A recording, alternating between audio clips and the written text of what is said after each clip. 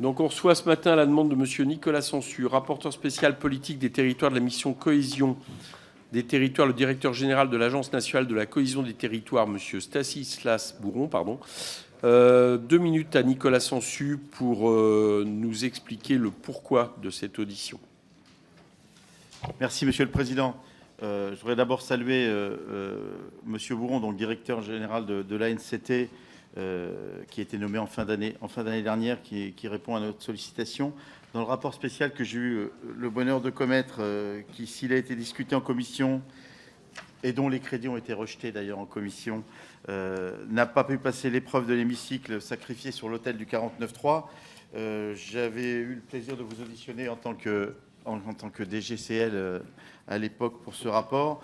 Et en fait, suite à la création de l'agence début 2020, qui est une bonne idée de piloter les politiques territoriales d'aménagement du territoire en tant que bras armé de l'État, il nous a semblé qu'il y avait des fragilités sur la pérennité de l'Agence nationale des cohésions des territoires que nous avons révélées d'ailleurs dans le cadre du rapport. Vous regarderez les pages 22-23. Et nos collectivités territoriales ont besoin de l'ANCT, de toutes ses capacités en termes de déploiement, que ce soit pour PVD, Action Cœur de Ville, Territoire de demain, France Très Haut Débit, etc., ou ACV2. Mais l'ANCT a-t-elle vraiment les moyens des ambitions des territoires? C'est pour cela que je souhaitais pouvoir vous entendre ici et que nos collègues vous entendent. Et puis évidemment, j'aurai 3 questions beaucoup plus précises à la suite de votre intervention. Merci d'avoir respecté ce temps de parole. Monsieur Stanislas Bourron, donc directeur général de l'ANCT, c'est à vous la parole. Merci beaucoup, Monsieur le Président, Mesdames, Messieurs les députés. Bonjour à tous. Alors, je vais faire une présentation très courte parce que je pense que l'intérêt, c'est l'échange et plutôt les questions que vous aurez éventuellement à nous poser. D'abord, rappeler, comme le disait Monsieur le rapporteur, que j'ai pris mes fonctions il y a de cela 2 mois à peu près, donc comme directeur général de l'Agence nationale de la cohésion des territoires, et que depuis, donc effectivement, je prends les fonctions et on essaye de déployer, dans le cadre d'une feuille de route sur laquelle je reviendrai, un certain nombre d'actions. Tout d'abord, peut-être un premier bilan de cette agence, créée le 1er janvier 2020. Je rappelle quand même aussi, pour que tout le monde ait bien en tête, que c'est une durée très courte d'existence pour un établissement public qui est l'objet et qui est le fruit de la fusion de 3 structures administratives, qui étaient le Commissariat général à l'égalité des territoires, qui était une administration centrale, qui lui-même était issu de la fusion de la DATAR et de la DIV, qui gérait, et de l'ACCES, qui gérait la politique de la ville, et de l'Agence du numérique, qui était un service à compétence nationale, et de l'EPARECA, établissement public qui intervenait, établissement public industriel et commercial, qui intervenait pour la restructuration des activités commerciales dans les quartiers, en rue ou politique de la ville. Donc cette fusion fait qu'aujourd'hui, l'agence comporte 340 agents avec une organisation en 4 directions générales déléguées et un secrétaire général. La présence sur 11 sites sur le territoire. On a à peu près 20% des agents qui sont aujourd'hui inscrits dans les territoires, donc que ce soit dans les Alpes, à Toulouse, dans le Nord, dans un certain nombre de régions. Et donc une présence territoriale, notamment aussi à travers les commissariats de massif. L'agence, donc au bout de 3 années, on peut faire une première étape puisqu'il y a une gouvernance nouvelle qui a été mise en place. Personnellement, donc j'ai pris mes fonctions il y a 2 mois, mais aussi le conseil d'administration a été intégralement renouvelé à l'occasion au mois de décembre et ça a été l'occasion d'élire un nouveau président à la suite donc d'abord de Madame Cailleux puis de Monsieur Fournier qui a fait l'intérim jusqu'au mois de décembre. Et donc, c'est Christophe Bouillon, président par ailleurs de la PVF, qui a pris les fonctions de président du conseil d'administration et qui lui aussi s'installe dans ses fonctions. Donc, le premier bilan qu'on peut tirer de cette agence, c'est que malgré les délais très courts, l'origine complexe de cette structure et les missions importantes et nombreuses dont elle a la charge, elle a pu porter avec, je crois, un certain succès, des politiques en grand nombre. Monsieur le rapporteur, vous avez cité le programme Action Cœur de Ville, mais aussi Petite Ville de demain. Je ne les citerai pas tous parce que le temps est compté pour tout le monde, mais il y a aussi Territoire d'Industrie qui est présent sur 500 intercommunalités en France, notamment rurales. On a aussi des programmes sur le numérique qui concernent plus de 26 000 communes avec le déploiement de la fibre tout comme du réseau mobile. On a les programmes de la politique de la ville qui sont mis en œuvre sur 1500 QPV en France à travers des actions portées ces 2 dernières années, notamment avec les cités éducatives, c'est de l'emploi qui ont permis d'apporter des réponses nouvelles sur ces territoires. On a aussi toute une dimension autour du numérique, d'accompagnement avec de l'ingénierie numérique pour les plus petites communes, avec un incubateur. Évidemment, au-delà des programmes nationaux qui sont souvent très connus, il y a un soutien qui l'est peut-être encore moins aujourd'hui, j'y reviendrai, c'est ce qu'on appelle l'ingénierie, l'accompagnement sur mesure. Il s'agit en fait de permettre d'apporter une réponse aux collectivités les plus petites souvent, qui sont désarmées face à une difficulté ou à un projet de territoire qu'elles n'arrivent pas à monter, qui ne disposent pas sur le territoire d'une ingénierie de projet qui lui permette de l'accompagner, et donc faire appel à travers l'ANCT, c'est l'État, l'établissement public, pour apporter une réponse dédiée qui repose notamment, mais pas que, sur des prestations qu'on peut apporter à cette collectivité. Depuis la création de l'agence, cet outil très nouveau a pu accompagner 1200 collectivités, communes et intercommunalités, et dont aujourd'hui à peu près la moitié sont des communes qui bénéficient d'un dispositif gratuit, puisqu'elles sont d'une taille moins de 3500 habitants, qui permettent un accompagnement gratuit de ces demandes. Donc on a aujourd'hui un impact réel sur le territoire. Évidemment, il y a beaucoup à faire encore, il y a beaucoup à construire, et les différents axes de cet nouvel élan de l'agence seront portés dans le cadre d'une feuille de route qui sera présentée au conseil d'administration de l'agence en juillet prochain, et sur laquelle nous travaillons et pour laquelle j'ai eu mandat, évidemment, de travailler en interface avec l'ensemble des acteurs concernés. Je ne serai pas long, je dirais qu'il y a 4 axes dans cette feuille de route. La première, c'est le renforcement de l'accompagnement sur mesure des projets des territoires. On sait qu'on a eu donc 1200 collectivités déjà accompagnées. On a encore des besoins. Il y a encore des territoires qui n'arrivent pas à trouver de solution, qui n'arrivent pas à avoir une réponse peut-être à leurs demandes. Il faut qu'on aille plus loin. Et donc, on va renforcer les moyens aussi sur ce sujet, avec une présence plus forte sur le terrain, en doublant nos moyens aux proximités des préfets, et en engageant un travail de déconcentration aussi des moyens de soutien vers les préfectures, puisque, comme vous le savez, les préfets de département sont les délégués territoriaux de l'agence. C'est aussi travailler avec les grands acteurs de l'ingénierie au niveau national, avec lesquels la loi a prévu que nous devions avoir un partenariat. Je citerai l'ADEME, l'ANRU, l'ANA, la Banque des territoires et le CEREMA. Ce sont des acteurs avec lesquels nous avons des conventions qui vont être revues en 2023, c'est la fin de la période triennale, et nous devons améliorer encore la coordination d'intervention entre ces acteurs qui ont des vraies compétences, qui interviennent déjà pour certains en bonne articulation avec nous. Pour d'autres, on a encore des marges de progrès. En tous les cas, on va travailler tous ensemble à partir de 2023, dans le cadre de cette feuille de route, pour apporter une réponse plus structurée, dans une logique de guichet unique vis-à-vis des territoires. C'est aussi un sujet de lisibilité. L'agence n'est pas toujours connue par tous les acteurs. On connaît bien les programmes. Monsieur le rapporteur, vous avez cité ACV, PVD, Territoire Industrie, France Service, que je n'ai pas évoqué, mais qui a aujourd'hui, à travers ces 2550 sites, est présent sur la totalité du territoire national. Mais aujourd'hui, on a un sujet parfois d'identification vis-à-vis de cette agence qui porte l'ensemble de ces outils. Donc on a un sujet de faire avancer aussi une communication, on va dire, plus claire, plus simple, aussi de mieux expliquer vis-à-vis des territoires, services de l'État comme les services des collectivités et les élus locaux, le type de prestations qu'on peut offrir, les conditions dans lesquelles on peut les offrir. Et c'est tout un axe de travail qu'on va déployer. Et enfin, je dirais qu'il faut qu'on avance sur des nouveaux champs d'intervention, tout en intégrant dans l'ensemble de notre intervention la dimension de transition écologique. C'est fondamental, c'est un enjeu effectivement pour tous. Et donc cette transition écologique doit être intégrée dans la totalité de nos actions, qu'elles soient liées à de l'aménagement, à des politiques industrielles, à des politiques de services numériques. On doit apporter un soutien pour faciliter la mise en œuvre de cette transition dans l'ensemble des projets des collectivités. Et aussi répondre à des besoins nouveaux qui émergent. On voit bien les enjeux de sobriété foncière, les enjeux de mobilité, les enjeux de santé, qui se posent d'ailleurs autant dans les quartiers urbains que dans les quartiers ou les territoires ruraux, et sur lesquels nous avons une plus-value grâce à notre possibilité d'être ensembliers d'intervenants et de proposer des réponses coordonnées vis-à-vis des territoires. Voilà, Monsieur le Président, Monsieur le rapporteur, en quelques mots, ce que je peux vous indiquer. Bien, merci. On va passer donc aux questions de moi-même et ensuite des rapporteurs. J'ai 3 questions. Est-ce que vous pourriez nous préciser la part des prestations d'ingénierie proposées par l'ANCT aux petites collectivités qui sont sous-traitées à des cabinets de conseil? Quel montant précis cela représente-t-il sur l'enveloppe de 20 millions d'euros alloués au soutien aux collectivités en la matière? De nombreuses collectivités se plaignent de prestations souvent peu qualitatives. Comment l'efficacité des prestations est-elle mesurée? Avez-vous réalisé un chiffrage du coût de l'internalisation de ces prestations en augmentant le plafond d'emploi de l'agence par la comparaison avec le recours des cabinets de conseil dont les tarifs sont plus élevés? Ça, c'est une première question sur les cabinets de conseil. La deuxième, c'est sur les maisons France Service, dont j'estime que c'est souvent un moyen pour l'État de se désengager en affaiblissant la présence de services publics sur l'ensemble des territoires. J'ai le droit d'avoir cette opinion, chers collègues. Bien, merci. Merci.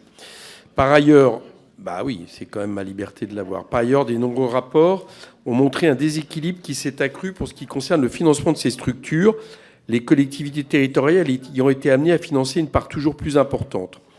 Outre l'enveloppe exceptionnelle de 12,5 millions d'euros votée dans le cadre de la LFR de décembre 2022, qui n'est pas pérenne, est-il envisagé de rééquilibrer le portage financier des maisons France Service entre l'État et les collectivités territoriales? Enfin, le budget de l'agence apparaît insuffisant pour assurer la réussite de ces programmes, comme cela a d'ailleurs été relevé lors de l'examen du PLF 2023.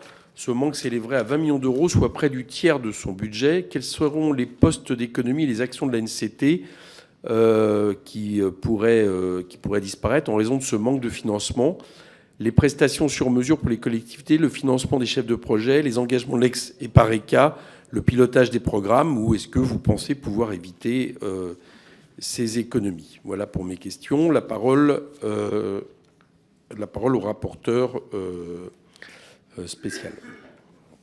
Merci, Monsieur le Président.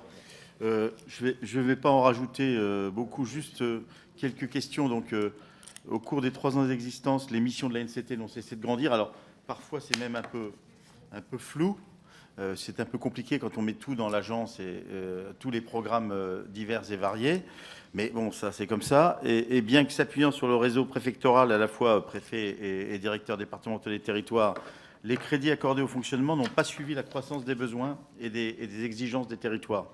Donc j'ai 3 questions précises. Je ne reviens pas sur la question des maisons France Service, pour lesquelles je crois que ça a été documenté dans le rapport, la question du reste à charge des collectivités qui ne cesse de grandir, donc qui est un problème. Et évidemment, ça suit évidemment la défection des services centraux de l'État d'un certain nombre de territoires, bien entendu. Alors, dans le rapport que j'ai présenté, Monsieur le Directeur Général, j'ai parlé d'un budget introuvable pour 2023, avec 63,2 millions de ressources et 82,5 millions de besoins de financement. Le tableau est présent, page 22. L'enjeu est simple. Comme le président Coquerel, je demande, alors que l'ANCT s'engage sur des programmes nouveaux, seront-ce l'ingénierie ou l'animation des programmes auprès des collectivités qui seront sacrifiés pour permettre d'équilibrer le budget? Comment résolvez-vous cette équation? J'ajoute que ce déséquilibre n'intègre même pas les besoins en personnel supplémentaire du fait de missions supplémentaires, le plafond d'emploi restant stable avec plus de missions.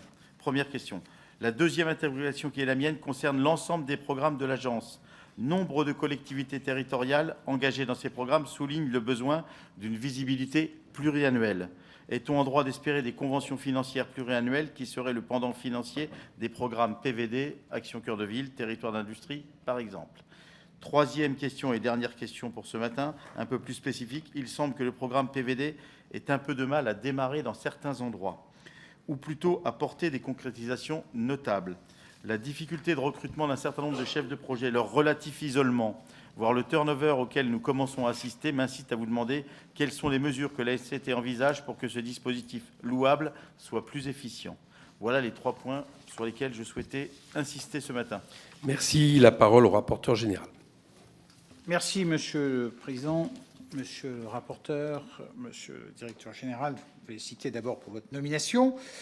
Moi, je voudrais saluer le décollage de la NCT, si on peut ainsi s'exprimer, depuis 3 ans. Et il y a certes un certain nombre de domaines d'amélioration qui ont été relevés par le rapporteur, mais il y a quand même un consensus assez généralisé auprès des élus locaux pour saluer ce démarrage, malgré la crise du Covid, qui n'a évidemment pas facilité les 2 premières années d'activité. Moi, j'ai trois questions. La première sur le fonds vert, la manière dont vous relayez le fonds vert. Il n'y a pas d'appel à projet. Donc, quels canaux vous utilisez aujourd'hui pour faciliter l'utilisation de ce fonds vert par les collectivités territoriales?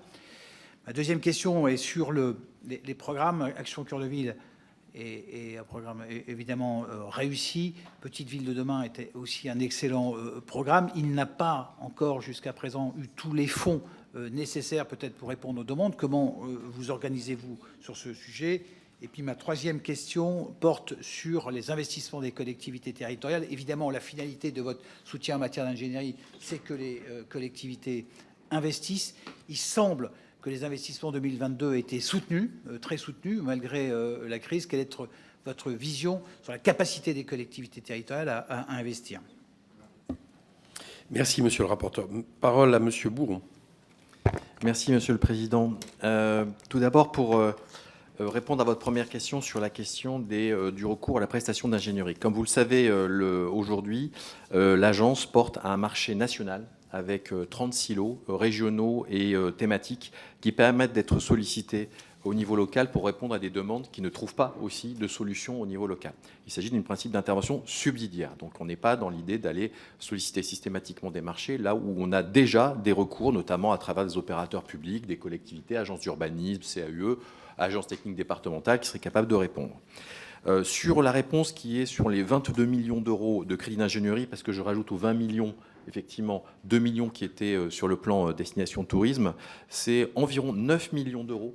Et donc c'est une part minoritaire qui fait l'objet de recours à des prestations via ce marché, qui peuvent intervenir sur l'ingénierie sur mesure, mais par exemple aussi en soutien sur des prestations sur les territoires d'industrie. On a besoin d'interventions très spécialisées et on recourt à ce moment-là à des prestataires sur des durées ajustées. Donc on est sur une part qui est minoritaire sur l'ensemble des moyens. L'autre part vient en fait à travers des partenariats avec des opérateurs publics que nous soutenons ou alors des subventions directes à un certain nombre d'acteurs locaux. Sur le coût de l'internalisation de dispositifs, concrètement, la variété des champs sur lesquels ces marchés interviennent et que je souhaite voir encore diversifier pour répondre à la totalité des besoins qu'on identifie. On va engager une grande enquête auprès de l'ensemble des préfets, auprès de l'ensemble des réseaux, associations d'élus, pour identifier tous les besoins non couverts aujourd'hui, pour faire évoluer le marché en 2024, puisque ce sera le moment, et permettre d'avoir des lots qui répondent à la totalité des possibilités, quitte à pas en avoir besoin, mais au moins qu'on puisse avoir le maximum de réponses. On voit bien que sur tout ce qui est transition, on a besoin d'avoir des choses encore plus développées. Concrètement, les besoins sur ce marché répondent à des besoins extrêmement poussés et techniques sur lesquels nous ne serons pas en mesure, sauf à recruter des centaines d'agents, d'internaliser. Donc autant il y a des sujets sur lesquels on doit développer une compétence interne, c'est certain, autant il y a un certain nombre de thématiques sur lesquelles on aura toujours besoin de recourir ponctuellement à un soutien en accompagnement d'une ingénierie déployée sur le terrain. Sur la question des France Services, tout d'abord dire que le succès de France Service est réel puisque ça permet de desservir aujourd'hui à quelques minutes du domicile de chacun une part quasiment intégrale de la population de France, ce qui n'était pas forcément le cas avant que le lancement de ce dispositif soit fait. Il est aujourd'hui en phase de consolidation puisque l'objectif du ministre en charge est de porter à 2750 le nombre de France Service avec des renforts là où encore on a quelques petits trous dans les mailles territoriales parce que les initiatives locales n'ont pas été suffisamment fortes et donc là, il va falloir qu'on aille plus loin pour encourager au déploiement de ces France Service. Elles sont massivement présentes dans les territoires très ruraux ou dans des territoires QPV. C'est les zones où lesquelles le maillage est le plus fort pour répondre en fait à un besoin de services publics de proximité pour notamment un certain nombre de personnes qui n'ont pas la facilité d'accès à travers le numérique à des réponses dématérialisées qui peuvent exister par ces opérateurs. Pour autant, nous sommes en relation avec les 9 opérateurs qui, la plupart d'entre eux, j'ai en tête notamment la DGFiP, utilisent le canal de France Service pour déployer au plus près, par exemple, des projets ou des initiatives qui ont besoin d'explications de proximité. Je prends un exemple récent, le chèque carburant, lancé en tout début d'année. France Service a pu apporter des réponses de premier niveau à des gens qui s'interrogeaient en disant « mais est-ce que j'y ai droit ? Est-ce que j'y ai pas droit ? Comment ça marche ?» Ce type de réponse de service public de première proximité peut être apporté par France Service. Tout ne peut pas être fait par France Service, mais clairement, c'est un bon moyen d'aller là. Et il ne s'agit en rien donc de venir se substituer à des réponses de fond apportées par des guichets structurés, de structures qui sont par ailleurs, pour certaines, pas d'État, hein, si je pense notamment à la CNAF ou à la CNAM. Sur des équipes du financement des structures, vous avez cité, hein, Monsieur le Président, effectivement le vote dans le cadre du budget 2023 de 12,5 millions d'euros complémentaires sur le programme 112 qui vont venir être versés cette année directement donc aux collectivités porteuses de ces structures afin de renforcer la participation de l'État dans le financement des 2 postes obligatoires dans les France Services. Il y a une réflexion portée par le ministre en charge pour voir comment aussi les opérateurs pourront de leur côté apporter leur contribution et plus globalement sur les conditions de financement du dispositif. En tous les cas, on peut noter ce renforcement notable à l'occasion de ce budget du soutien aux collectivités qui portent les France Services. Sur le budget plus globalement de l'agence, aujourd'hui, monsieur le rapporteur, vous avez cité, je ferai peut-être aussi la réponse, vous évoquez un budget introuvable. Bon, le fait est qu'on l'a trouvé. Après, peut-être que c'est pas, on n'a pas trouvé non plus peut-être le Graal, mais on a trouvé une solution. Donc, on a un budget initial qui a été présenté en décembre au conseil d'administration. Nous aurons un budget rectificatif en mars et nous avançons. Et nous avons trouvé les moyens de respecter l'objectif fondamental et majeur de l'agence, l'ingénierie. Les 20 millions d'euros d'ingénierie prévus et votés par le Parlement initial dans la subvention pour charge de service public sont là, seront là et seront mis en œuvre. Donc ça, c'est non négociable. Nous ferons en revanche un certain nombre d'efforts d'organisation, y compris par rapport à nos plateformes, y compris par rapport à notre organisation en termes de communication. On a notamment, vous avez dû entendre parler, si ce n'est pas le cas, sachez que le 23 mai, nous organiserons l'ANC Tour, qui sera le moment de réunir la totalité de nos moments nationaux, nos événements nationaux qui étaient sinon organisés successivement hein, et qui finalement l'un après l'autre nous coûtaient plus cher que si on arrive à les réunir tous en un seul temps, en un seul moment. Donc on aura notamment des gains notables pour notre budget. Donc c'est des efforts d'organisation qui seront faits pour que nous arrivions à bon port sans remettre en aucune façon en cause l'objectif premier de l'agence, à savoir le soutien à l'ingénierie sur mesure. Sur notre plafond d'emploi, vous avez dû voir que dans le projet de loi de finances, il a évolué, puisque nous avons été bénéficiaires d'un certain nombre de transferts de compétences. Vous évoquiez effectivement notamment la gestion du FSN pour le numérique, qui était porté jusqu'ici par la Caisse des dépôts, et nous avons pu bénéficier, et on remercie le Parlement de l'avoir adopté, d'un soutien de quelques postes qui nous permettront aussi de faire face à cette charge nouvelle, comme d'autres pour lesquels nous avons pu avoir ces compensations. Sur la question de la visibilité pluriannuelle dans les programmes. C'est un sujet qui dépasse largement dans la réalité la question simplement de la NCT. Il me semble que typiquement sur PVD, on a apporté une forme de réponse, que l'engagement qui a été pris par l'État, pour sa part, est de cofinancer jusqu'à 2026 l'ensemble de l'ingénierie chef de projet. Donc la pluriannualité, elle n'est pas juridique au sens, aujourd'hui on a une loi de finances qui est annuelle, qui est votée par le Parlement, c'est ainsi prévu par la Constitution. En revanche, on a un engagement politique du gouvernement de dire que jusqu'en 2026, la part de l'État sera versée. Donc on a les collectivités bénéficiaires de PVD soufflent, savent qu'il y aura le cofinancement jusqu'en 2026, sauf un vote contraire du Parlement, mais je ne le pense pas. Et du coup, ça donne cette visibilité, ce qui est fondamental pour pouvoir s'engager dans le temps, dans des relations aussi avec des chefs de projet qu'il faut construire. Sur l'investissement, vous avez raison, la logique est un peu différente. Ça dépend aussi des décisions prises par le Parlement chaque année. Évidemment, nos programmes sont dépendants pour partie de dispositifs comme la DSIL ou la DETR, mais aussi maintenant le Fonds vert. Et évidemment, je rappelle que le DSIL et le DETR, et là c'est l'ancien DGCL qui part, n'ont pas baissé dans leur montant depuis 5 ans, et que ça permet aussi d'avoir une visibilité sur les moyens globalement disponibles sur un territoire. Les enveloppes de DETR étant très encadrées dans leur variation d'année sur l'autre, limitant quand même les surprises, mauvaises comme bonnes d'ailleurs, sur chacun des départements. Voilà, donc on a ce début de visibilité, mais qui après passe sans doute par, le cas échéant, sur des formats différents, par une organisation juridique un peu différente. Sur PVD, vous avez raison, monsieur le rapporteur, le dispositif est plus récent. Le programme est plus récent qu'Action Cœur de Ville. Il a 2 ans et demi de moins. Il a été monté pendant la période du Covid, pas très simple aussi d'aller sur le terrain, d'interfacer. Pour autant, il connaît aujourd'hui une montée en puissance réelle. La quasi-totalité des chefs de projet et des conventions ont été signés avec les territoires concernés. Donc on est au moment où en fait ça prend corps. Ça, voilà. Donc qu'il y ait des questions sur les chefs de projet, vous avez tout à fait raison, on est sur plus de 850 chefs de projet sur le territoire. C'est considérable.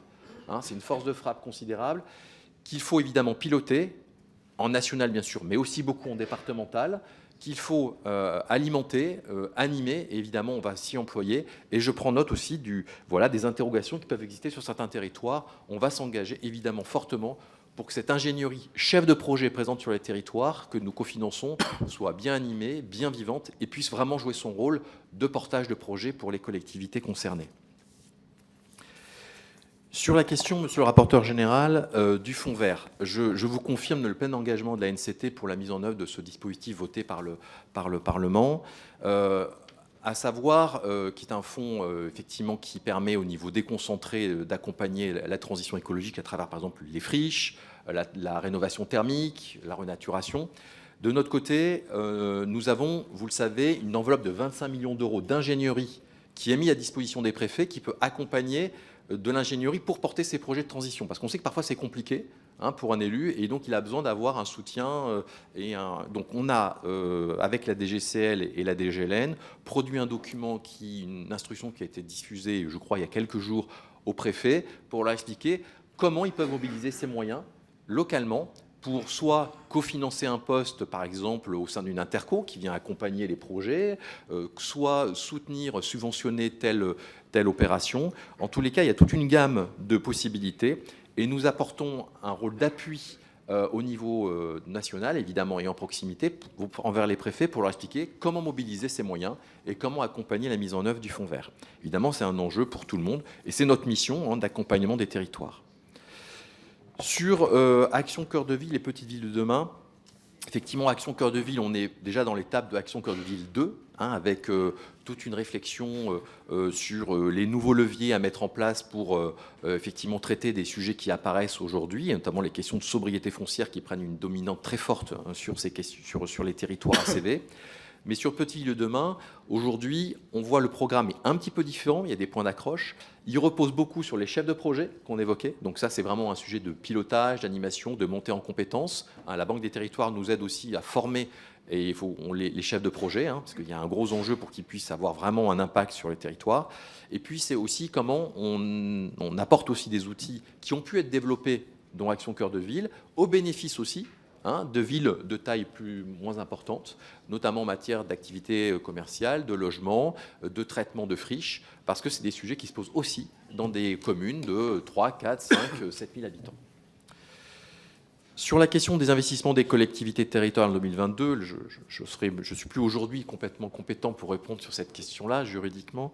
En tous les cas, nous, ce qu'on constate, c'est que les collectivités engagées dans ces programmes sont globalement volontaires pour poursuivre et pour intervenir en portant des projets d'investissement.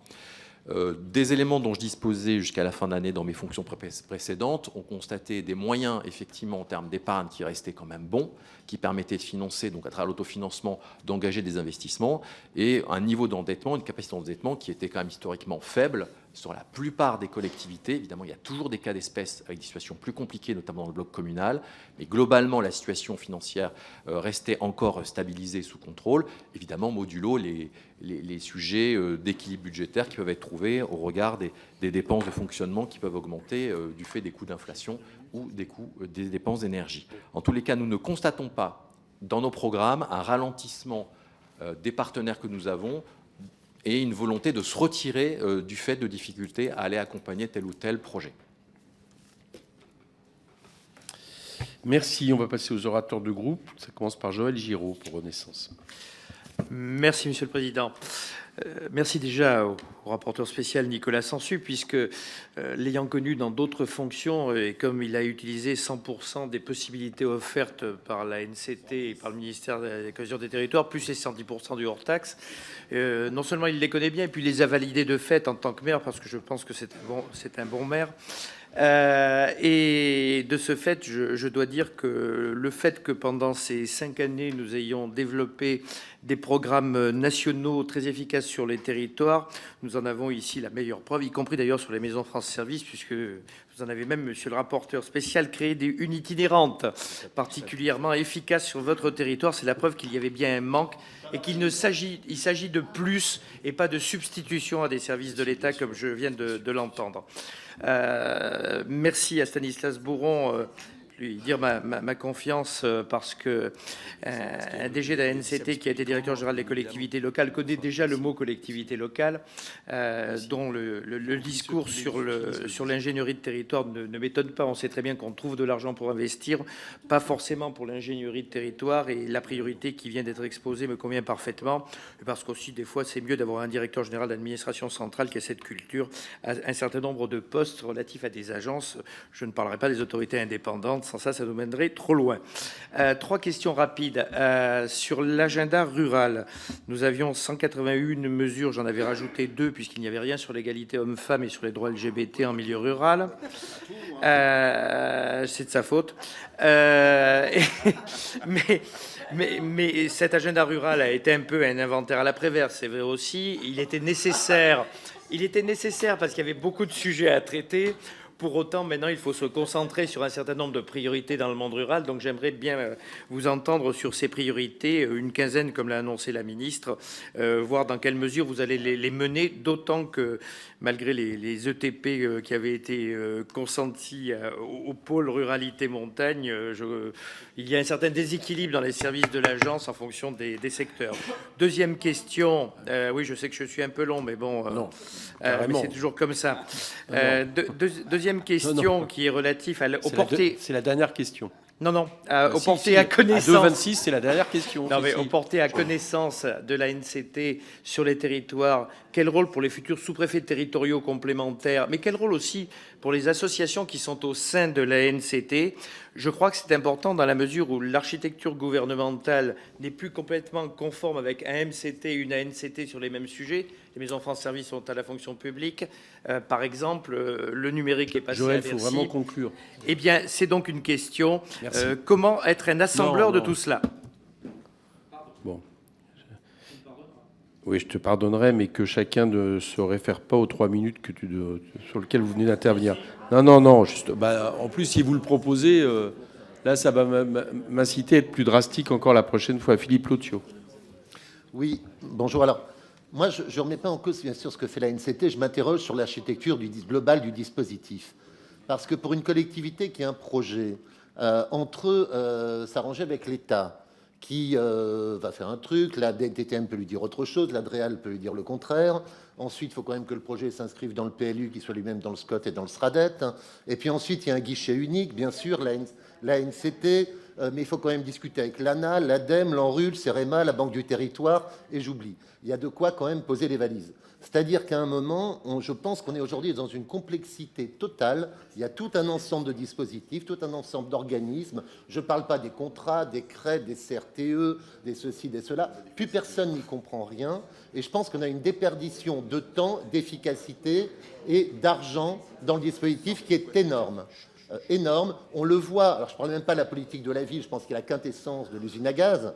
Et je pense que les seuls emplois créés, c'est plutôt pour remplir des dossiers de subvention. Et voilà. Mais je parle par exemple de petites villes de demain, Action Cœur de Ville, qui partent de bonnes idées. Mais on voit quand même, enfin moi je le vois concrètement sur la circonscription, qu'on a quand même des dispositifs où, certes, on a des chefs de projet, mais enfin, on a des réunions, on a des études, on a des documents. Mais concrètement, il y a des petites choses qui se passent, mais enfin, on est très loin de ce à quoi on pourrait s'attendre. On est très loin sur les besoins des territoires. Donc, si vous voulez, on peut vraiment se poser la question. En plus, je vois que l'ANCT se disperse un peu sur la formation, alors que secteur concurrentiel, on le cite visiblement de l'ANCT, secteur concurrentiel où il y a déjà pas mal de monde.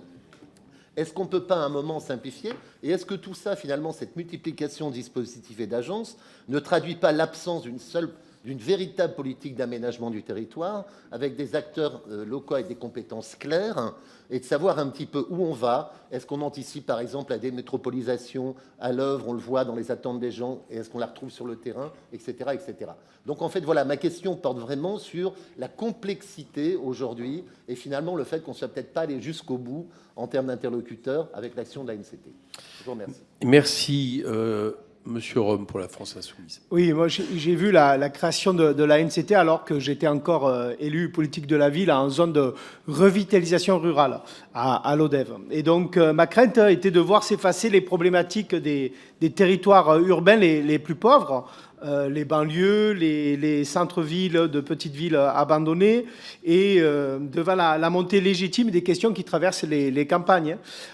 Mais opposer les uns aux autres, ça, c'est pas le sens de notre pacte républicain. Alors, malheureusement, mes inquiétudes se sont un peu confirmées, parce qu'une fois de plus, les questions politiques de la ville, c'est-à-dire les questions de lutte contre la pauvreté, ont totalement disparu du paysage. D'ailleurs, les acteurs attendent les contrats de ville et les nouveaux contrats de ville, la suite. Et les questions d'aménagement programmé de nos territoires ruraux ne sont pas encore suffisamment visibles face aux enjeux. Alors, nous ne faisons plus de planification, ce n'est pas un secret, hein, nous ne faisons plus d'aménagement du territoire depuis des décennies. Suite aux questions du Sénat et de l'article de Libération du 9 juillet dernier, on retrouve un peu les mêmes travers qui ont fait perdre notre souveraineté d'action dans le pays. Restructuration et services publics qui crée une perte de sens du travail de nos ingénieurs les plus compétents, et le recours massif, ici très massif, au cabinet conseil en lieu et place de l'expertise d'État. Donc seuls 8% des projets 2021 des collectivités ont fait l'objet d'expertise interne. Alors que les collectivités manquent singulièrement d'ingénierie, les appels à projets organisent une sorte de discrimination territoriale et sont vécus comme des injonctions descendantes. Alors en 2023, est-ce que l'agence restera-t-elle, et je rejoins une question précédente, le relais des cabinets conseils ?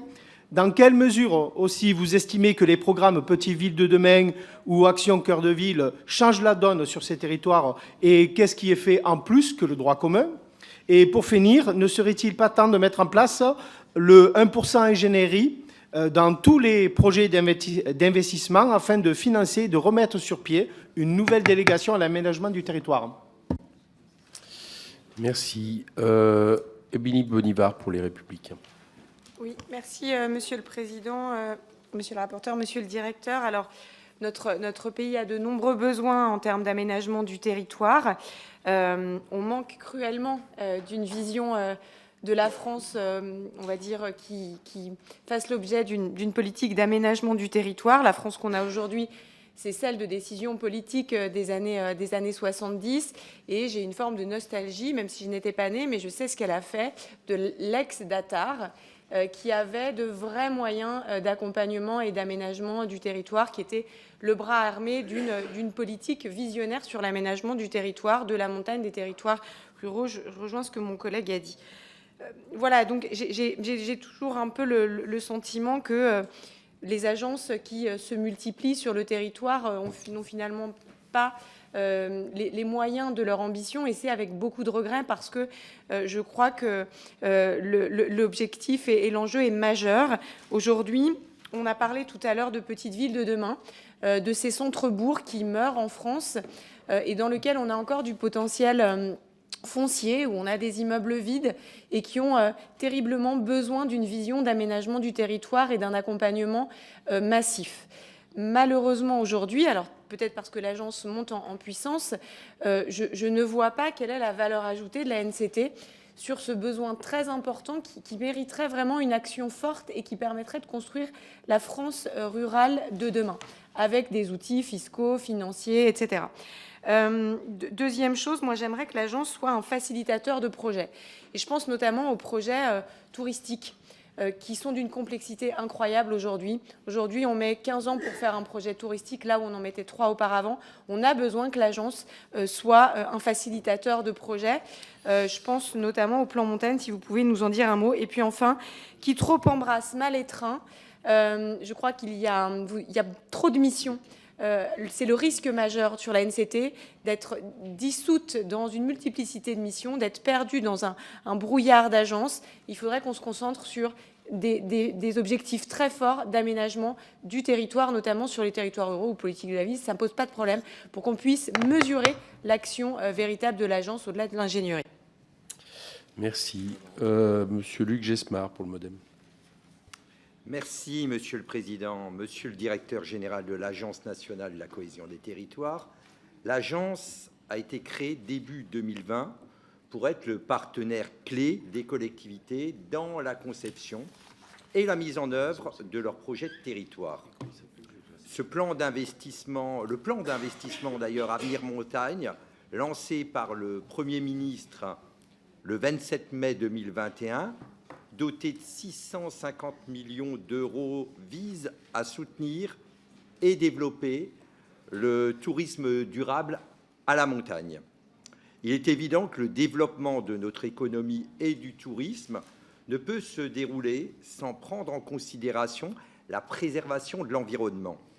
Une centaine de lauréats ont été sélectionnés en mars et octobre 2022.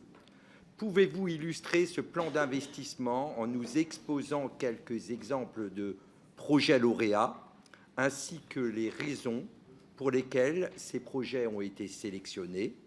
Par ailleurs, la durabilité et la prise en considération de l'écologie sont-elles des conditions pour être soutenues par ce plan d'investissement? Et pour finir, la mise en œuvre de ces projets a-t-elle déjà débuté? Certains projets sont-ils d'ores et déjà achevés? Merci. Merci. Christine Pires-Beaune pour le groupe socialiste. Oui, merci Monsieur le Président. Bonjour, Monsieur Bouron, bonjour à vos équipes. Et félicitations pour cette nomination à la NCT qui, moi je le dis, me rassure compte tenu de votre parcours et du rôle que vous avez joué notamment à la DGCL. Sur l'ingénierie, vous en avez beaucoup parlé. Est-ce qu'il y a des sollicitations en termes d'ingénierie auxquelles vous n'avez pas pu répondre? Et si oui, pour quelles raisons? Et je parle bien sûr de ce marché avec ces différents lots. Vous avez parlé d'ingénierie de visibilité. Je vous rejoins puisque bon, l'engagement du gouvernement là, sur ce volet-là est réel. Mais évidemment, on a eu une table ronde sur l'investissement à l'initiative de Thomas Cazenave la semaine dernière. Et le sentiment général quand même, c'est ce manque de visibilité et ça peut constituer un frein à l'investissement dès 2023. Je vous rejoins sur 2022, je suis pas inquiète, le cycle électoral fait que 2022 en termes d'investissement sera bon. Mais voilà, comment mettre fin à cette crainte et à ce manque de visibilité pour les élus, pour les maires, pour les présidents de PCI qui vont peut-être ralentir l'activité. Petite question, que penseriez-vous d'un droit de saisine de la NCT par les parlementaires? Et dernière question, répartition du fonds vert par département. J'ai cherché sur le site, mais je n'ai pas trouvé. Mais peut-être que je n'ai pas cherché au bon endroit. Je vous remercie. Merci. Monsieur Plassard pour le groupe Horizon, je suppose. Merci, Monsieur le Président. Monsieur le Directeur général, chers collègues. On a balayé pas mal de sujets d'ores et déjà dans les différentes interventions, mais comme on l'a évoqué, le rapport sénatorial du 2 février dernier a formulé quelques réserves sur la NCT. Ces remarques, il me semble, sont nécessaires dans la mesure où l'agence est encore jeune et qu'elle a affronté dès ses premières années la crise du Covid. Pourtant, le constat de la mission sénatoriale est sans appel. Les territoires ont besoin de la NCT. Et il est cependant jugé que ces programmes sont trop descendants et déconnectés des autres dispositifs d'aide et mis en place par l'autorité publique.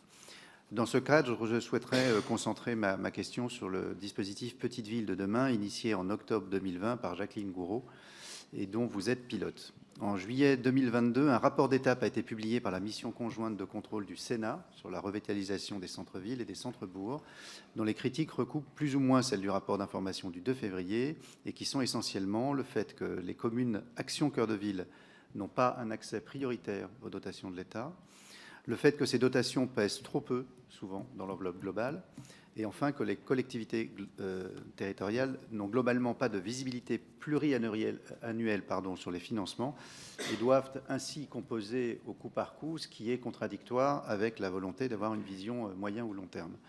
Ma question est donc simple. Comment l'ANCT peut-elle prendre en compte ces critiques et donc surtout nous donner des pistes de travail et d'amélioration concernant ces projets Petites Villes de demain? Je vous remercie. Merci, cher collègue. Eva Sas pour le groupe écologiste. Merci, Monsieur le Président. Merci, Monsieur le Directeur général, pour votre présentation. La Cour des comptes a souligné la nécessité d'une coordination entre les politiques publiques nationales déclinées à l'échelle territoriale. La Cour regrette notamment des contradictions entre certains choix politiques nationaux et la mise en œuvre du programme Action Cœur de Ville. C'est le cas, par exemple, de la décision de fermer de nombreuses petites lignes ferroviaires. Ainsi, même si le plan de soutien aux petites lignes ferroviaires lancé en décembre 2021 fait heureusement machine arrière et prévoit bien la desserte de nombreuses villes moyennes, il importe que des mesures comme celle du programme Action Cœur de Ville s'inscrivent dans un cadre cohérent. À ce titre, la Cour des comptes recommande un pilotage interministériel de ce type de programme. Qu'en pensez-vous et quelle organisation devrait être adoptée pour avoir en France une politique d'aménagement du territoire cohérente? Merci. Karine Lebon pour le groupe GDR. Merci, Monsieur le Président, Monsieur le Directeur général, Monsieur le rapporteur, chers collègues. L'Agence nationale de cohésion des territoires doit apporter une réponse concrète au manque d'ingénierie de certains territoires. Pourtant, depuis 2019, force est de constater qu'une grande partie des élus locaux et de leurs services, lorsqu'ils en ont, ne sont pas toujours conscients du rôle de l'agence, voire de son existence, même si je le conçois, le Covid est passé par là, ne facilitant pas son déploiement. Je ne reviendrai pas aujourd'hui sur un point qui, selon moi, pourtant reste essentiel, le manque de financement par l'État de la ANCT, un constat décevant au regard des enjeux d'accompagnement des collectivités. Aujourd'hui, je souhaiterais attirer votre attention sur les propos que vous avez tenus lors de votre audition en commission du développement durable et de l'aménagement du territoire dans le cadre de votre nomination. Un de mes collègues vous interrogeait sur l'action de la ANCT dans les Outre-mer. Votre réponse a été la suivante: l'action de la ANCT est nationale. Il faudra porter une attention particulière aux territoires ultramarins qui ont besoin d'être accompagnés en raison de particularités et difficultés très spécifiques. Laconique, vous en conviendrez. En tant que parlementaire, je souhaite évidemment m'assurer que les politiques publiques s'appliquent correctement sur tout le territoire.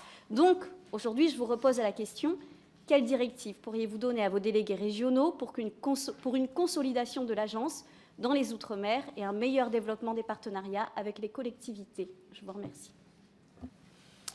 Merci. Michel Castelli pour l'UOT. Castellani, pardon. Excuse-moi, Michel.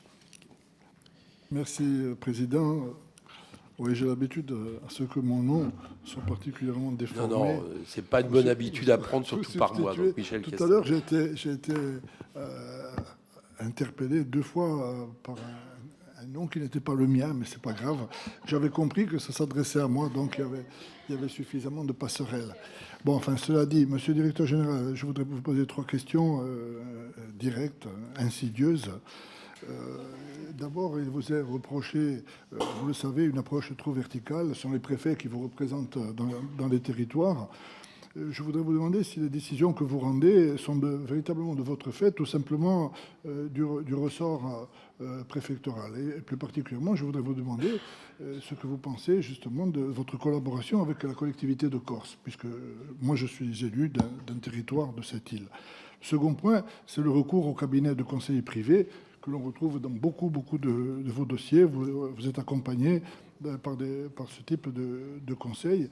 Êtes-vous satisfait donc des moyens d'expertise internes dont vous disposez, humains et matériels, dans votre quotidien? Et enfin, troisième question, il semble qu'une bonne partie de vos crédits soit en fait le recyclage de programmes antérieurs. Est-ce que vous pouvez nous indiquer quelle est la part des crédits primaires, je dirais, dans les budgets de vos programmes? Merci. Merci. Monsieur Bourron, c'est à vous pour la réponse. Non, j'en ai trop. Merci, Monsieur le Président. Non, attendez, excusez-moi, parce que Christine Pires-Beaune était loin d'utiliser ces 2 minutes et elle a oublié une question, donc je lui donne. Oui, et peut-être j'ai eu un petit moment d'inattention, mais un de mes collègues a parlé du plan Avenir Montagne. Il me semble avoir lu dans la presse hier qu'il restait des crédits 2023 disponibles. Est-ce que vous confirmez? Merci.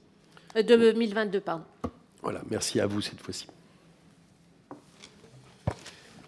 Merci. Je vais essayer de ne pas oublier, je ne garantis pas totalement, mais en tous les cas, bon, commencer effectivement, monsieur le député Giraud, monsieur le ministre, sur l'agenda rural. Effectivement, donc, on est arrivé au terme d'une première étape de l'agenda rural qui a été déployée et on sait que plus de 90% des mesures sur les 183 ont été 1 plus 2 ont été déployées et ont connu en fait à travers l'ensemble des champs, c'est France Service, c'est aussi Petits Lieux Demain, c'est de l'ingénierie sur mesure, c'est les VTA, c'est beaucoup de dispositifs qui sont intervenus, c'est aussi tout ce qui a accompagné les campus connectés, c'est toutes ces dimensions qui ont concerné l'ensemble des spectres d'achat de la politique publique de l'État qui ont été déployés.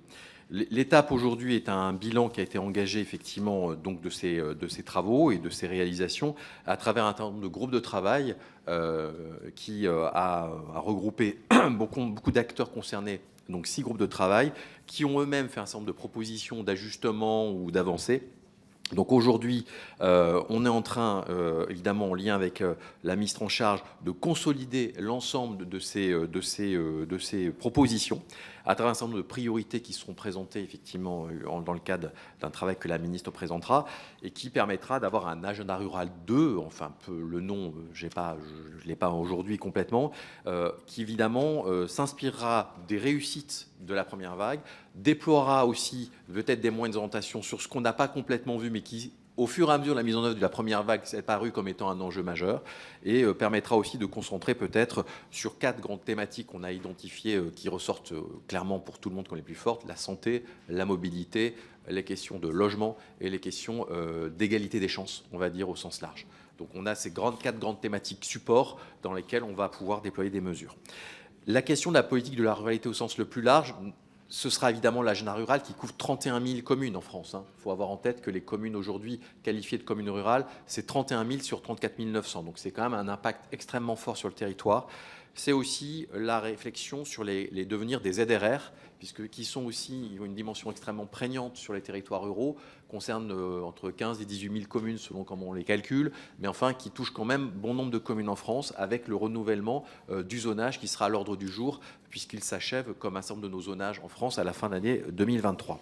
C'est aussi la réflexion sur les conditions dans lesquelles on peut accompagner de façon spécifique un certain nombre de petites centralités, plus petites encore peut-être que PVD, et comment on peut apporter des moyens et un accompagnement plus spécifique sur ces types de collectivités. Tout ceci sera l'objet évidemment d'une présentation le moment venu, quand les arbitrages seront rendus, mais évidemment cette réflexion est portée par la ministre en charge pour apporter des réponses adaptées au regard de toutes les réalisations déjà mises en œuvre dans la première vague.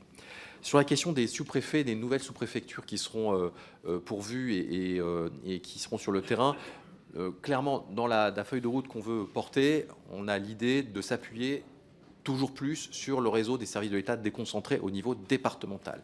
Certes, le préfet délégué territorial, mais au-delà, les DDT, qui sont des relais techniques extrêmement utiles, mais aussi les sous-préfets d'arrondissement, qui sont normalement et logiquement, et qui doivent l'être s'ils ne le sont pas, en contact direct et permanent avec l'ensemble du tissu au plus proche, notamment les plus petites communes, pour leur apporter des réponses, les guider, les orienter. Pas forcément répondre à toutes les questions, ce n'est pas ce qu'on leur demande, et d'ailleurs ce n'est pas ce qu'ils doivent faire, mais d'être capable de canaliser, d'organiser ce guichet unique de la réponse pour répondre à la complexité que vous citiez, qui aujourd'hui peut être encore le lot quotidien de certains élus, même si on a quand même largement contribué pour ceux qui ont accepté de rentrer dans le jeu aussi, de ne pas chercher à solliciter plusieurs acteurs en même temps.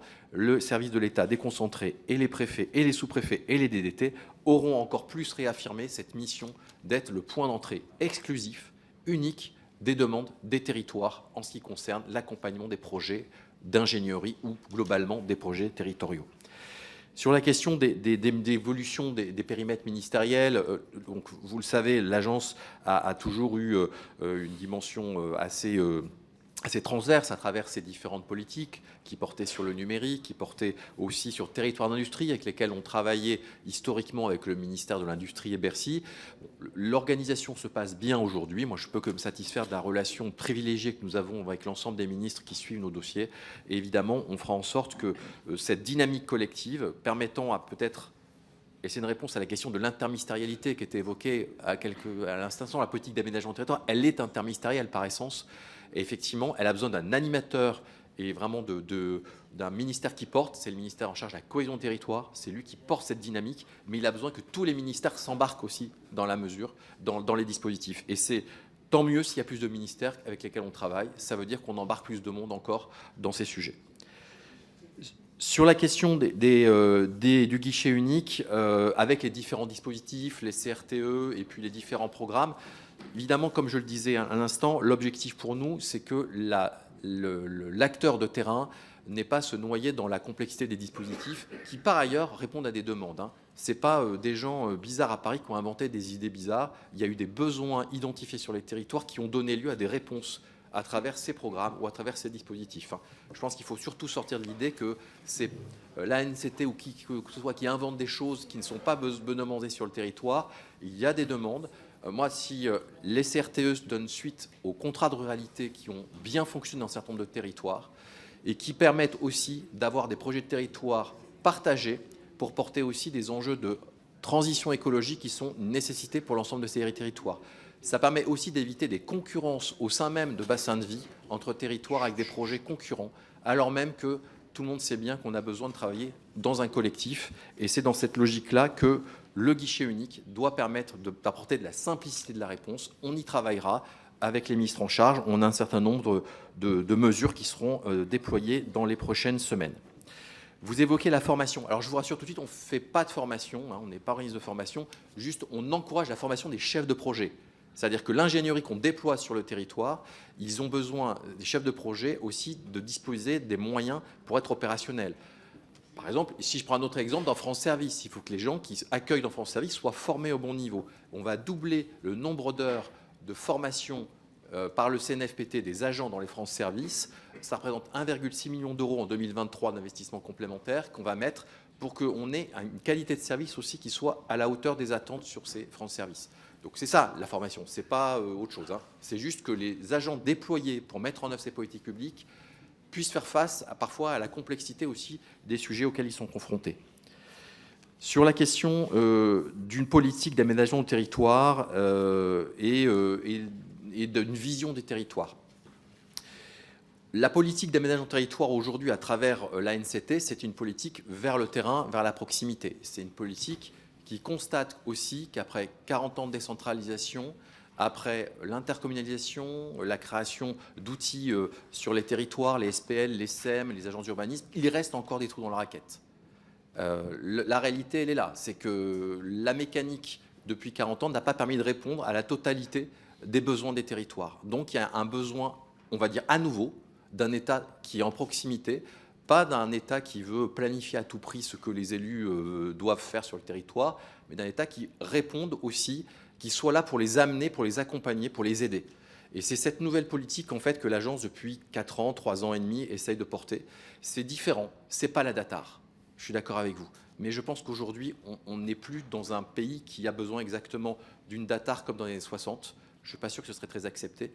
En revanche, je vous rejoins sur un point, on a besoin d'avoir aussi, de pouvoir se projeter sur le devenir des territoires, les grandes évolutions structurantes, les grandes forces qui s'imposent à nous quelque part, mais qu'on peut aussi essayer de réguler. Tout ce travail, c'est l'Observatoire des territoires et de la politique de la ville qui a cette mission. On va remettre aussi un effort sur ce point-là, c'est très important. Je vous encourage, très prochainement, on va publier une étude sur les typologies de ruralité extrêmement intéressante qu'on a mis en place et qui permet aussi de donner des dynamiques d'évolution des territoires par rapport à des formes de ruralité. Toutes les ruralités ne sont pas en difficulté. Il y a des territoires ruraux qui vont très bien, d'autres en grande difficulté, d'autres qui font du tourisme, d'autres qui n'en font pas. Et donc, en fait, il faut arriver à qualifier aussi les sujets, qualifier les dynamiques pour que les élus locaux, avec notre soutien, puissent ensuite mener des politiques appropriées.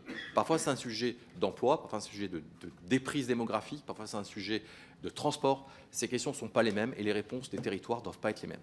Donc cette dimension de mise en perspective, de prospective, on ne la lâche pas et on continuera à avancer, mais en concentrant nos efforts sur les objets qui permettent vraiment d'offrir des diagnostics et des appuis au territoire. Sur la question du devenir de la politique de la ville et des inquiétudes sur le fait que l'agence n'y serait pas attentive, je serai face à l'ancien ministre en charge très mal à l'aise pour dire que c'est le cas, parce que ça ne l'est pas. Tout d'abord, simplement un fait, c'est l'ancien DGCL qui parle, les crédits politiques de la ville en 5 années ont pris 20% d'augmentation. Donc sur un simple aspect mathématique, le fait est que les moyens budgétaires ont été là, que les moyens humains au sein de l'agence, qui ne gèrent pas ces crédits-là, mais qui animent en fait un réseau ultra organisé dans la réalité, qui par certains aspects doit être un exemple pour voir qu'on peut arriver à déployer des politiques au plus près à travers des orientations et répondre à des besoins territoriaux, à travers les préfets délégués et les sous-préfets villes, les délégués du préfet, 291 qui sont des relais de l'État aussi dans les territoires, et aussi les chefs de projet qui se trouvent en proximité dans les quartiers politiques de la ville. Donc cette dimension n'est pas du tout abandonnée, très dynamique, plein de choses portées nouvelles, cité éducative, cité de l'emploi, les pactes, les quartiers d'été qui ont été un grand succès, 1 million de personnes concernées au moment où on ne savait plus trop ce qui allait se passer quand même sur nos territoires, alors que plus personne ne pouvait bouger et que le confinement bloquait, notamment pendant la période scolaire, un certain nombre de populations qui normalement devaient se déplacer. Donc on avait des gros enjeux. Ça a été un succès et d'ailleurs ça a été pérennisé à travers les lois de finances. Donc c'est une très bonne nouvelle. On a aujourd'hui plein de leviers nouveaux qui n'étaient pas mis en place avant. Donc voilà, il s'est passé beaucoup de choses aussi sur ces questions-là. Sur la question des cabinets de conseil, 2 choses. 1, des prestations d'ingénierie, on en aura toujours besoin. Parce qu'on n'aura jamais besoin de recruter quelqu'un à temps plein pour apporter une mission sur 6 mois sur un sujet très spécifique. Ça n'a pas de sens. Il n'y a pas d'opposition à faire en ces matières entre le public et le privé. Il y a des fois, le CEREMA est bien plus pertinent, bien meilleur, et on prendra le CEREMA. Il y a des fois, il ne peut pas, ce n'est pas son champ. L'ADEME ne peut pas, ce n'est pas son champ. À ce moment-là, si on a un prestataire privé qui répond à la demande, pourquoi s'en priver? Moi, là-dessus, je n'ai aucune difficulté. En revanche, le recours aux prestataires privés en interne, dans le fonctionnement de la structure, effectivement, on sera très attentif, on suit les engagements qui nous ont été demandés de suivre, et on est en réduction, évidemment, du recours aux prestataires en interne, selon les orientations gouvernementales qui ont été fixées à la totalité des administrations. Sur la question de PVD, en quoi cela change? Moi, je ne serais pas le mieux placé pour vous répondre. Je peux juste constater qu'on a beaucoup de maires qui, aujourd'hui, sont bénéficiaires du dispositif, qui sont très heureux et qui ont pu engager des dynamiques en mettant autour de la table des gens qui ne venaient pas nécessairement tout seuls, l'ANA, à travers des OPA-RU, très utile pour rénover aussi des centres, des petits cœurs de ville, la Banque des territoires qui met des moyens, notamment en ingénierie non négligeables, avec aussi des managers de commerce pour aussi remettre de l'activité commerciale dans ces petites centralités. Et puis, pour répondre à une question, il y a un fléchage. Il est faux de dire qu'il n'y a pas une priorisation des cris d'investissement de l'État vers ces territoires. Priorisation ne veut pas dire exclusivité. Par ailleurs, je pense que si on disait exclusivité, on aurait beaucoup, y compris de parlementaires, qui diraient « ça n'est pas normal ». En tout cas, moi, je l'ai beaucoup entendu dans ma précédente fonction. Donc, il y a une priorisation évidente sur ces territoires. Elle est là et on a 700 millions d'euros dans ACV qui sont fléchés, dotation d'investissement, et qui seront mises en œuvre sur ces territoires. Sur la question, Madame Bonivard, sur la valeur ajoutée de la NCT, bon, évidemment, moi, ça fait 2 mois. Je considère que j'ai déjà dit qu'il y a un certain nombre d'actions, voire un grand nombre d'actions qui ont été menées à un rythme important sur les questions de ruralité, les questions de politique de la ville, sur les centralités. S'il faut peut-être canaliser et prioriser et simplifier les différents outils, oui, sans doute. Mais parce qu'aussi, il y a eu le plan de relance qui nous a permis de lancer beaucoup de choses en même temps. Et donc, c'était une richesse aussi d'initiatives. Aujourd'hui, on est dans une phase de consolidation. La consolidation veut dire aussi simplification, clarification. On va s'y employer pour que ce soit peut-être plus simple aussi pour les acteurs extérieurs et qu'on ne se disperse pas. Je vous rejoins, c'est aussi un moyen, je réponds au rapporteur, de faire aussi un peu des économies. Mais il faut qu'on identifie là où on est le plus pertinent. Il y a beaucoup de choses où on est très pertinent. Et ça, on les porte. Je n'ai pas demandé d'économie, moi. Non, mais qu'on fasse attention. Vous soulignez vos inquiétudes pour notre budget. Donc, c'était bien tenté. Sur la question du facilitateur de projet et sur le plan montagne. Alors peut-être quelques éléments, dire qu'effectivement le plan montagne a été présenté à l'occasion du Conseil national de la montagne la semaine dernière, hein, a été un succès évident. 150 millions d'euros État qui ont été mis en place avec des crédits, je donnerai 2 exemples, je ne les ai pas tous en tête, mais on pourra vous donner. Il y a un excellent livret de synthèse qui a été fait à l'occasion du Conseil national de la montagne qui montre aussi toutes les réalisations très concrètes, hein, vous évoquez monsieur le député. 62 chefs de projet positionnés aussi dans certaines communes pour les aider à faire la transition écologique dans le modèle touristique. Énorme enjeu en montagne, on le sait bien, qui est une réalité concrète. Hein. Cet hiver nous le démontre aussi, quoi qu'on en pense. Moi, je veux juste le constater. C'est 10 millions d'euros donc sur l'ingénierie et 150 millions d'euros État qui, normalement, doivent être doublés de 150 millions d'euros des régions. Hein, qui doivent aussi soutenir dans ce plan montagne, Avenir Montagne, des investissements en termes de transition. Et si je donnais des exemples, puisque nous l'a demandé, monsieur le député, des exemples, par exemple à Luchon, où s'est tenu le Conseil national de la montagne, il y a 2 choses qui ont été menées. Il y a eu la modernisation du téléphérique qui fait rejoindre le centre-ville à la station, et il y a eu la modernisation des thermes pour aussi contribuer à un tourisme diversifié, durable dans le temps et pas uniquement axé sur quelques semaines, quelques mois dans l'année. C'est un enjeu majeur, effectivement, pour faire évoluer le modèle touristique. C'est autre type de tourisme, autre type d'accueil, autre type de prestations à offrir. Et beaucoup de ces territoires se sont engagés avec le soutien des commissariats de massif, mais de toutes les collectivités locales concernées. Sur la question, Madame Pires-Bonne, Madame la députée, merci de vos propos, merci beaucoup. Est-ce qu'on aura un ralentissement d'investissement en 2023 ? Bon, là, je vous dis, nous, aujourd'hui, on ne constate pas de ce sentiment-là, mais on est en février, je n'ai pas le sentiment que nos acteurs intervenants, soit ACV, PVD, territoire, se disent on arrête tout et on se revoit dans un an. Pas du tout. Ils sont tous très demandeurs d'aller encore plus loin. Est-ce qu'il faut est-ce qu'il y a des demandes d'ingénierie qui n'ont pas eu de réponse de notre part ? Non. J'ai en tête un cas où on nous demandait de subventionner une CCI pour faire une étude commerciale. À ce jour, ça n'est pas dans nos critères. Voilà. Après, peut-être qu'il faut se poser des questions. On a quand même quelques éléments de doctrine qui nous amènent à devoir dire non sur ce type de projet, considérant qu'on n'a pas été créé pour soutenir des activités de droit commun de structures qui disposent par ailleurs de recettes dédiées pour les mettre en œuvre. Maintenant qu'on travaille intelligemment avec les CCI, oui. Que s'ils sont sur un sujet sur lequel ils ne peuvent pas aller, c'est trop compliqué, on y aille, oui, pas de problème.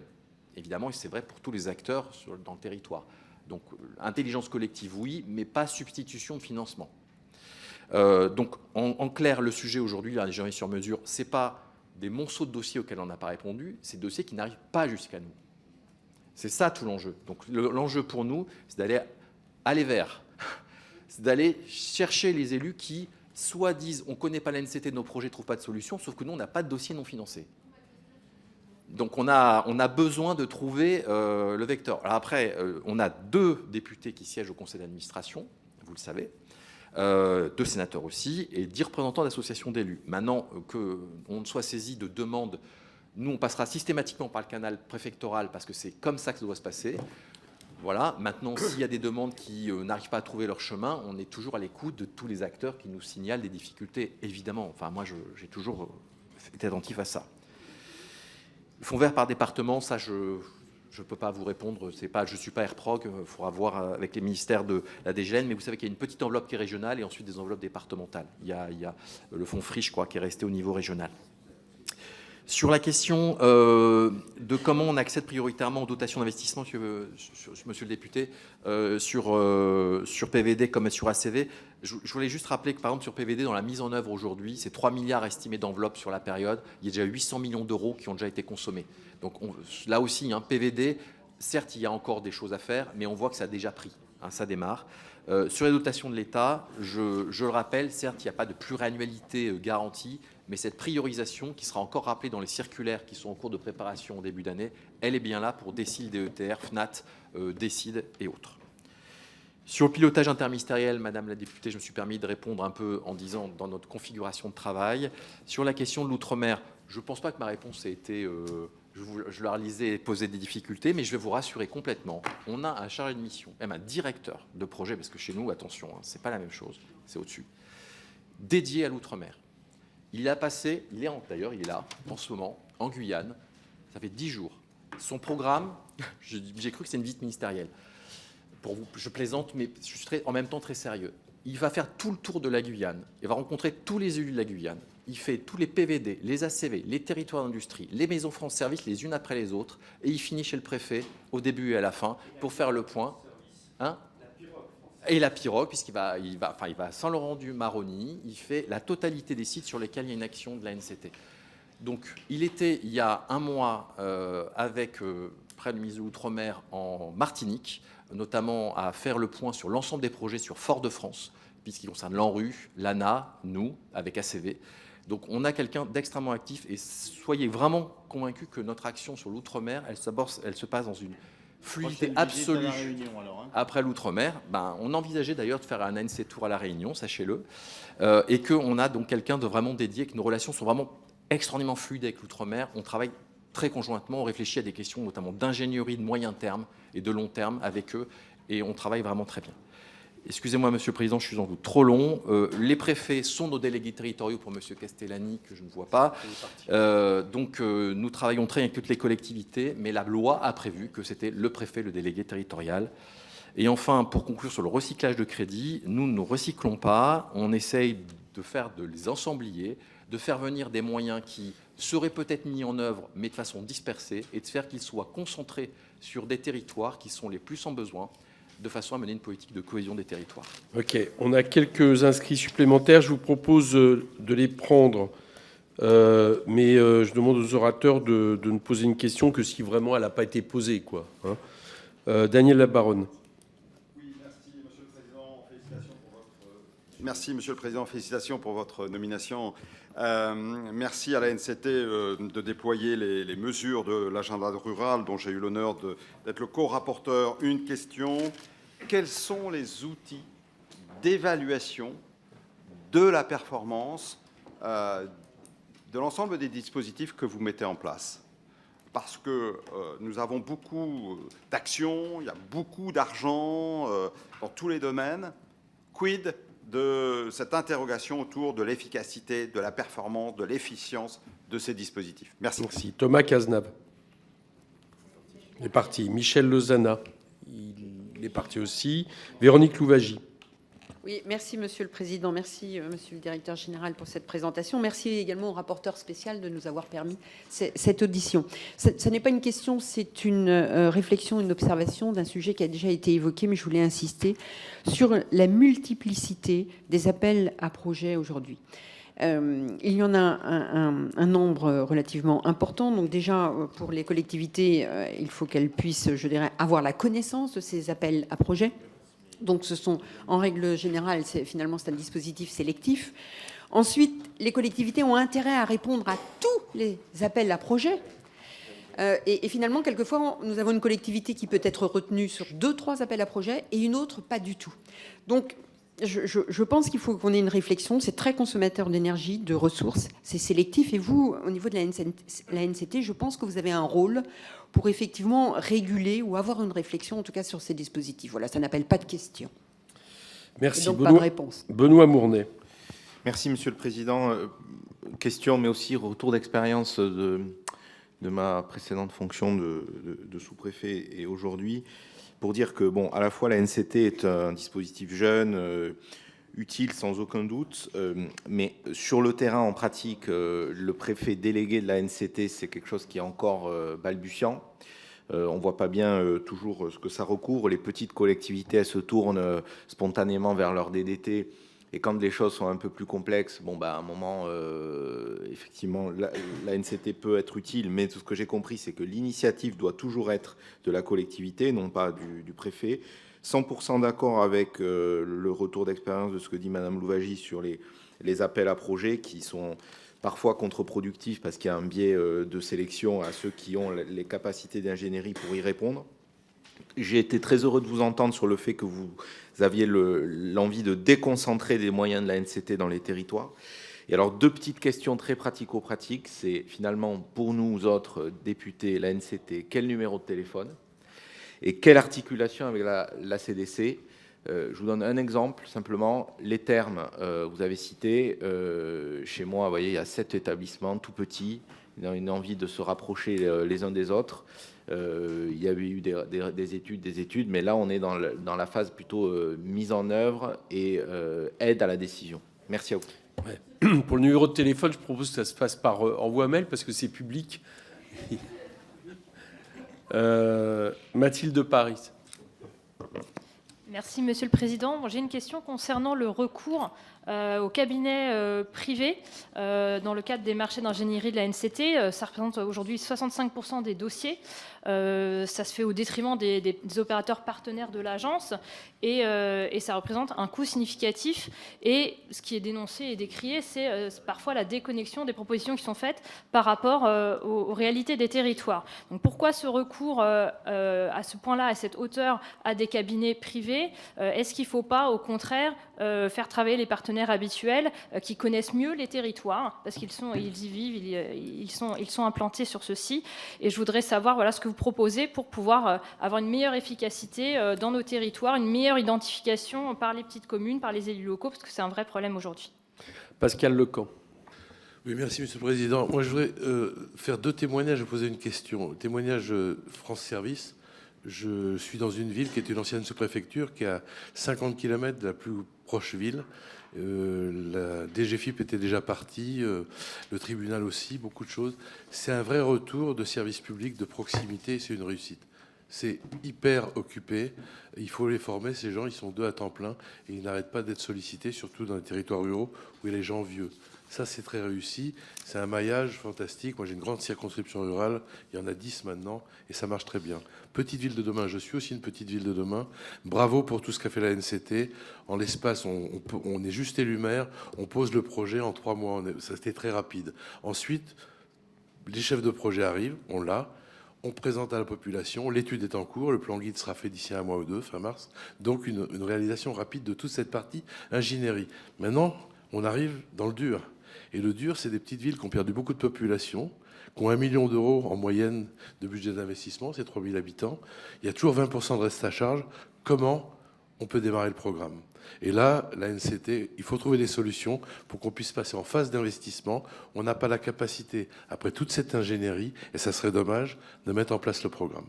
Et on est plein dans ce cas-là. Monsieur Sébastien Rome, et après on arrête. Non, simplement pour redonner une précision, quand un exemple aussi que je connais de ma ville, qui a eu recours à la NCT pour faire 2 études au niveau commercial. Très bien, et c'est une très bonne chose. Mais les problèmes de commerce en centre de petites villes, ils sont assez généralisés. Donc, du coup, je n'arrive pas à me dire qu'on n'est pas en capacité d'internaliser ce type de prestations, puisque ça se reproduit, et de faire le suivi à long terme avec des techniciens qui pourraient faire ce travail-là de manière dans la longueur et donc finalement dans la programmation. Voilà. Allez, Monsieur Bourron, rapidement, parce que je crois que vous avez un rapport à amener quelque part. Oui, on a le rapport du Sénat qui... sur les outils d'évaluation de la performance, monsieur le député Cameron, effectivement, c'est un objet effectivement indispensable. On a une convention d'objectifs avec les autorités de tutelle dans lesquelles a été déployé un certain nombre, une batterie d'indicateurs sur lesquels on est suivi et évalué, et pour tout dire, y compris dans la performance de l'agence. C'est un exercice complexe parce que parfois, par exemple, évaluer l'impact ou la perception d'un certain nombre de nos prestations, il a fallu monter les outils aussi de récupération d'informations.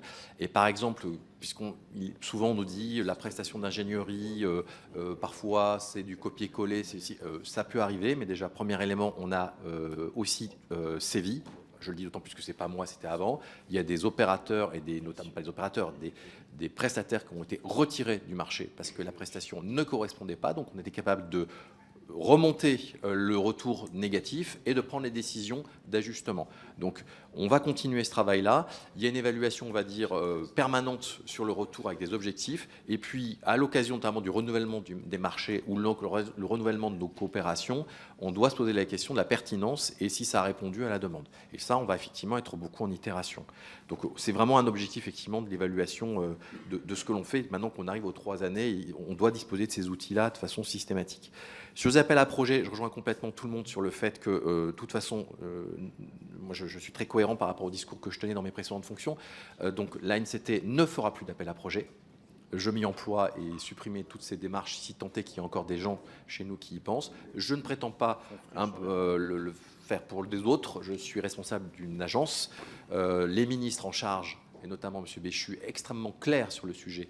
Plus d'appel à projet. C'est ainsi que le fonds vert est intégralement déconcentré au préfet. Donc, nous sommes très clairs sur cette ligne. Les appels à projet, je ne dis pas qu'il n'y en aura plus. Il y a des fois, il y en aura peut-être. Mais en tous les cas, la plus-value qu'on peut avoir dans ces cas-là, c'est d'accompagner aussi éventuellement des collectivités pour les aider à répondre à l'appel à projet qui est vraiment incontournable parce qu'il n'y a pas d'autre solution. Mais en tout cas, notre ligne de conduite maximale, c'est la déconcentration des moyens au plus près du terrain. Sur la question du numéro de téléphone de la NCT. Je ne vous donnerai pas mon numéro de portable, d'autant plus que c'est filmé, mais en revanche, je l'ai redit, il y a un seul représentant local de la NCT, et je le répéterai encore, c'est le préfet que la loi a prévu comme délégué territorial. Bien évidemment, nous restons toujours, nous, à votre disposition, évidemment, c'est notre rôle, mais notre organisation doit reposer sur un système clair, organisé, et c'est au niveau local que les réponses doivent être apportées. Nous apporterons tous les soutiens nécessaires, mais c'est une ligne dans laquelle on doit se tenir. Donc, vous connaissez le numéro de téléphone de votre préfet, n'hésitez pas, et s'il y a un souci, vous m'appelez. L'articulation avec la Caisse des dépôts et consignations, elle est, c'est ça, hein, avec la Banque des territoires particulièrement, elle est bonne, nous avons des relations étroites, la Caisse et la Banque des territoires ayant partenaire sur la quasi-totalité de nos projets, intervenant en ingénierie, en conseil, un peu en formation sur les sujets chefs de projet, et aussi, le cas échéant, à travers des prêts ou voire des soutiens, des subventions. Donc c'est un partenaire extrêmement clé, prioritaire, et qui est un acteur aussi avec une présence au niveau régional très présent et connu des élus locaux.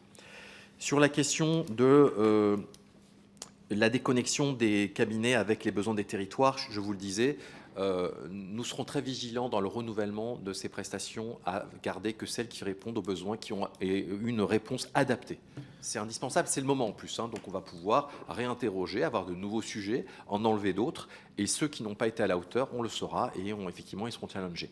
Donc on est très attentif. Maintenant, pour revenir sur les études commerciales, on a une compétence interne. Alors là, partie historique, c'est l'ex-EPARECA, on sait faire un certain nombre de choses, mais nous n'avons pas nécessairement la capacité à répondre à toutes les demandes. Donc, en fait, on jongle entre ce qu'on fait en interne et ceux sur lesquels on a recours à un moyen complémentaire.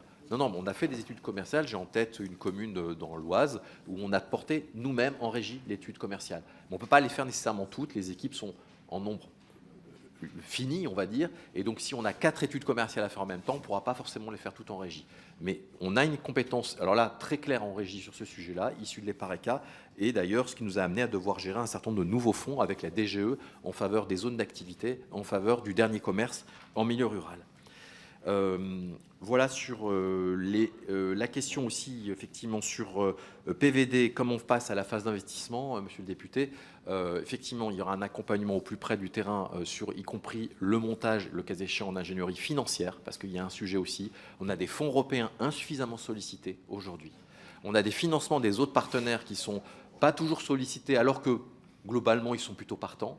Donc, évidemment, les dotations d'investissement qui sont doublées avec le fonds vert, il y aura toujours une part à charge pour la collectivité, c'est certain. Mais après, il y a un PPI, un programme d'investissement pluriannuel. Oui. Alors, les financements européens, nous, on doit travailler avec les régions qui sont aujourd'hui les autorités de gestion. On a cette dimension-là aussi qu'on n'a pas évoquée aujourd'hui, mais... Et effectivement, on a aussi des fondations qui peuvent dire, Fondation du patrimoine, avec lesquelles on va développer un partenariat aussi dans les prochaines semaines. Il existe déjà, mais on va continuer à travailler avec eux. En tout cas, il y a beaucoup de moyens pour venir en soutien. Il restera néanmoins une part à charge et il existe effectivement de prévoir un plan de montée d'investissement qui sera réaliste Là aussi, l'objectif, c'est pas tout engager, mais vous le savez très bien, regarde votre expérience. Ok, merci Monsieur Bourron. On vous laisse filer à votre rendez-vous et merci des réponses. Attendez, il me faut 2 personnes qui restent avec moi pour dépouiller le vote sur Monsieur Dufour. Donc, je voudrais bien que ça soit paritaire, donc Mme Ferrari. Et Monsieur Rome ou Monsieur Sansu. Moi, je vais rester. Voilà. Hein? Oui, oui. Je vous salue. Excusez-moi, je vous en prie. Hein? Non, non, c'est fini. Non.